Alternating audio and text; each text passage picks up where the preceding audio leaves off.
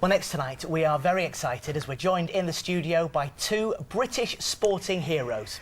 On Saturday night, Bury's Scott Quigg and Manchester's Anthony Crolla were involved in an unforgettable night of World Championship boxing at the Manchester Arena. Yes, it ended in glory for one, controversy for the other. We'll speak to them in a second, but here's a reminder of what happened. Let's get ready to rumble!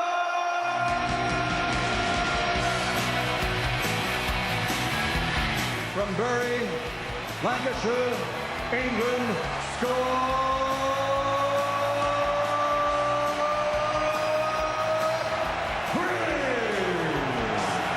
Quigg just teeing off.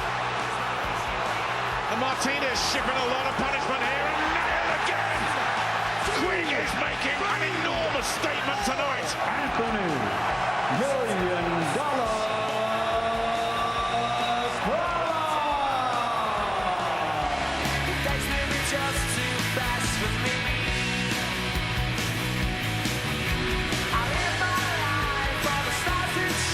The fight is a draw. The champion keeps his title. Ladies and gentlemen, a round of applause. He's been robbed.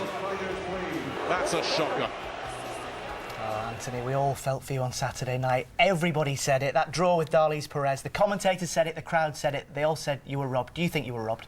It's daft. I've always been taught from being a young amateur boxer that I'm never allowed to say I was robbed. I thought I was very unlucky, and to be honest, I thought on the night that I'd definitely done enough, so I was disappointed. And when I watched it back yesterday, it killed me because I really did think I'd done enough. But listen, it was a good fight, and respect to Perez and his team.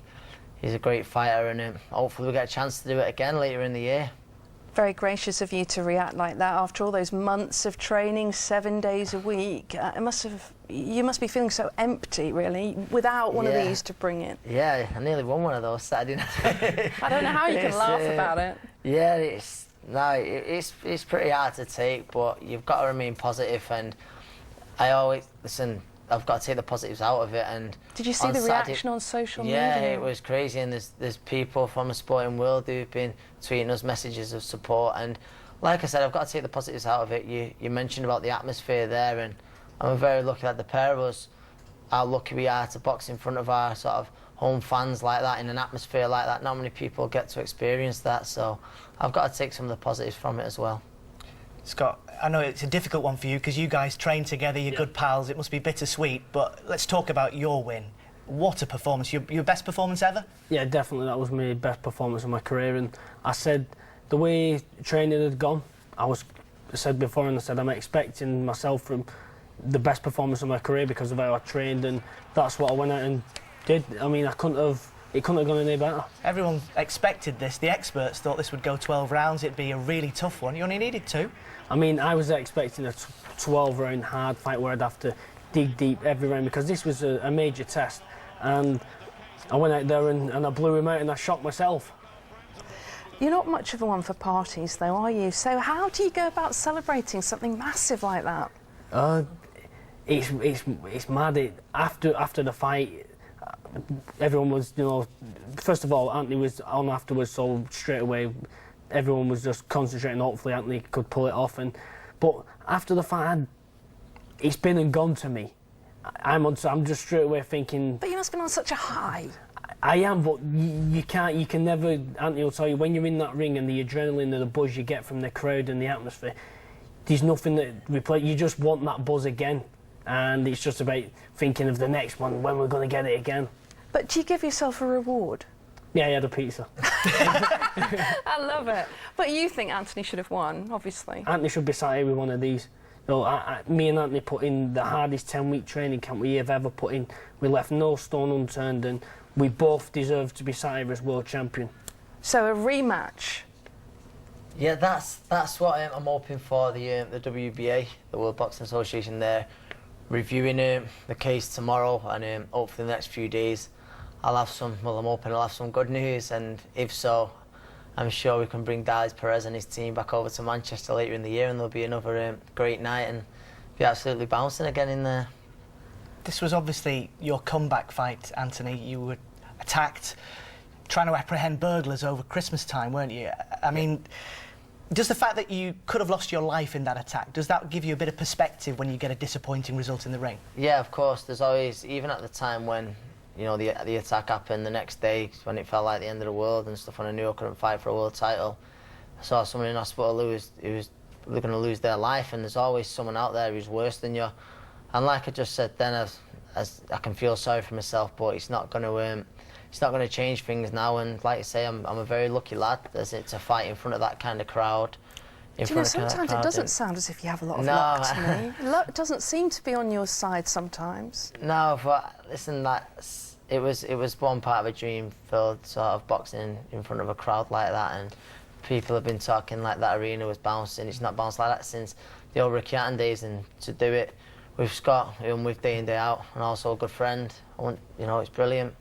I remember coming to your house around Christmas time after the attack, and you didn't know what day of the week it was. You were so concussed and heavily sedated. I didn't know you'd been. I was there, I promise. Did you ever question whether you would box again? Yeah. No, honestly, I always believed that I would get back in the ring. My only worry was that whether medically be fit, that was always my worry. You know, whether I passed the British Boxing Board or control the medical that they set. But it seems a long time ago now, and I believe that I promised that I'd come back bigger and stronger than ever, and I think on Saturday night that I proved it. Scott, we've got 10 seconds. Everyone will want to know it. Carl Frampton, are you going to fight him? That's the fight I want, and it's the fight the public want, but it's the fight does he want, especially after seeing what I did to Kiko Martinez. Great stuff. Guys, thanks so much for coming in, and next time you will both have belts, I'm absolutely certain. Yeah. Thanks for your time. Real pleasure to see you both. Well done. Thank you.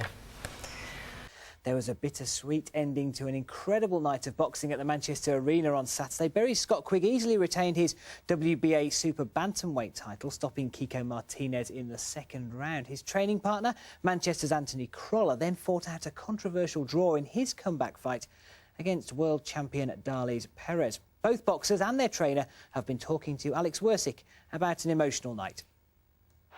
And Martinez shipping a lot of punishment here, and nailed again! Quigg is making an enormous statement tonight. I'll start with you, Scott. Congratulations. Thank you. How are you feeling 2 days on?